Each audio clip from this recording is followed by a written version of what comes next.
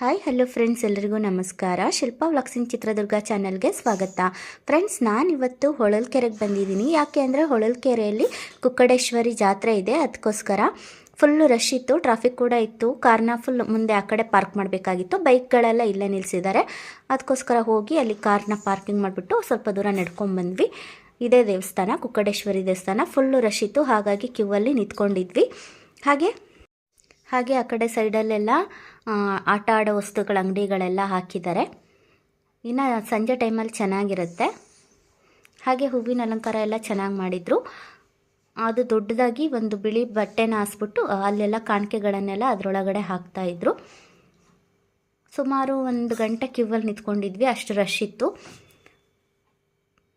ಹಣ್ಣು ಕಾಯಿ ಸೀರೆ ಮಡ್ಲಕ್ಕಿ ಎಲ್ಲ ತಂದಿದ್ದೆ, ಅದನ್ನೆಲ್ಲ ಕೊಟ್ಬಿಟ್ಟು ಪೂಜೆನ ಮುಗಿಸ್ಕೊಂಡು ಸ್ವಲ್ಪ ವಿಡಿಯೋ ಮಾಡ್ಕೊಂಡಿದ್ದೀನಿ.